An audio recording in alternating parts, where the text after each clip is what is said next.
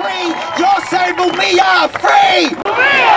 Free! Mumia! When I say free, you'll say Mumia, free! Mumia! Free! Mumia! And so we have the case of Mumia Abu Jamal. Mumia Abu Jamal was an award-winning African-American journalist in Philadelphia who in 1981 was caught up in a police shooting which resulted in the death of a police officer. Mumia at the time was known as sort of the voice of the voiceless, and one of his main topics that he would discuss on the radio, of course, was the corruption and the brutality of the Philadelphia Police Department, which was notorious at the time. He also drove a cab because he didn't make much money doing what he did as a radio journalist. And one night he came upon a scene where his brother was being beaten by some police officers. He stopped to try to intervene, and no one knows really what happened next. But what we do know is that when all was said and done, police officer Faulkner was dead, Mumia was shot and badly injured, and witnesses described other people fleeing the scene. Mumia was taken to a hospital, and subsequently in 1982 he stood trial in front of Judge Sabo in Philadelphia, who was sort of known as the hanging judge of Philadelphia. I think he has the distinction of having sent more people to death row than any other judge in the country, certainly than any other judge in Philadelphia. And he had what in some countries might pass as a trial, and what in this country too often constitutes a trial for people who don't have any money to hire the dream team, but which in fact bore no resemblance to what we teach our school children a trial is in this country. When Mumia attempted to represent himself during the course of the trial, which you have every right to do in this country, but whenever he would attempt to do that and ask any questions of witnesses, the judge would become irate, say you're trying to disrupt this trial, and would remove him from the courtroom, so that in fact evidence against him was delivered in courtroom when he was not even in the courtroom to see it. In other words, he wasn't even able to hear the testimony against him in some cases. A couple of the chief witnesses against him at that so-called trial were people who subsequently have sworn under oath that the only reason they testified as they did at the trial was because they had been threatened by the police that unless they did lie at the original trial, they themselves would be prosecuted, or in the case of one woman, her children would be taken away from her since she had a history of use of drugs.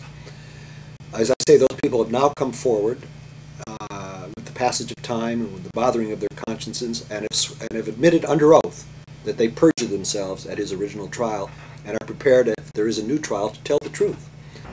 Establishment community, the police and the officialdom of Philadelphia and Pennsylvania have made it their cause célèbre to see that this case is pursued to the bitter end with the execution of Mumia Abu Jamal.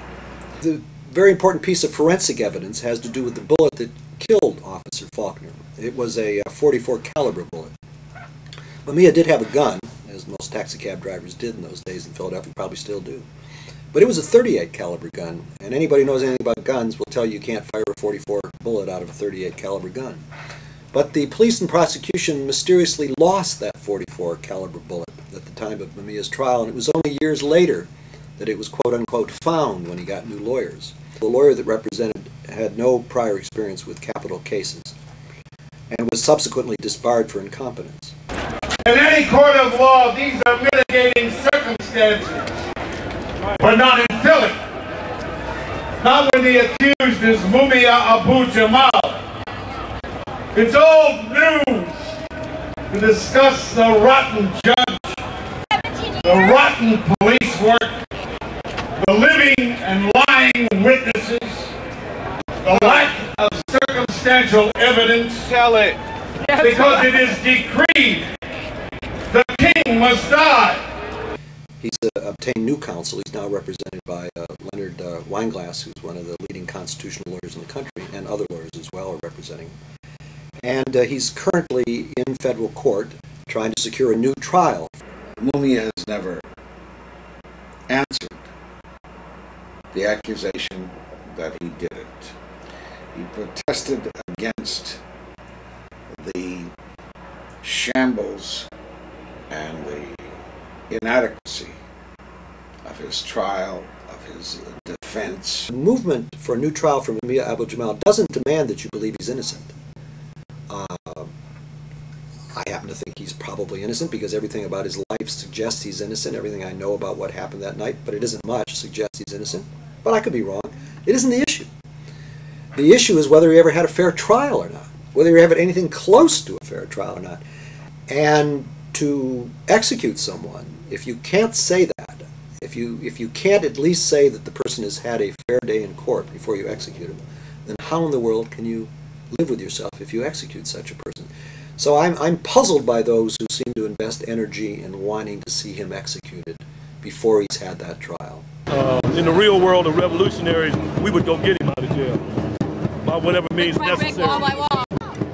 Cut the bars, whatever. This fight is for this nation's soul. That's right.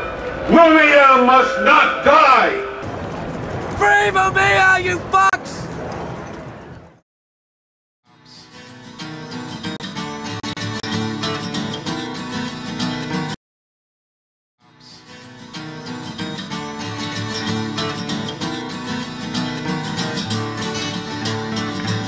Cops and shore patrol, cops on the guard, military cops and prison cops above the yard, the finest and the fullest and the hardest of the hard and the rest. It's a world full of cops.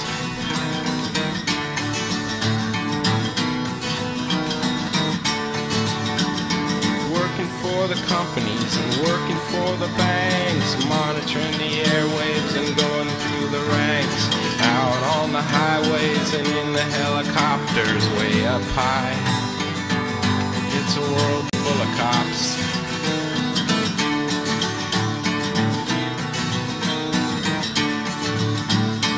Think tank cops and undercover cops, security, surveillance and secret service cops.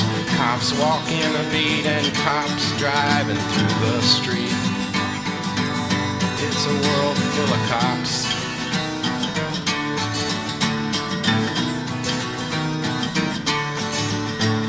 City cops and state cops and National Guard and Bureau cops and TV cops and movie cops and uniform and plainclothes cops and riot cops and cops on top of cops on top of cops on top of cops.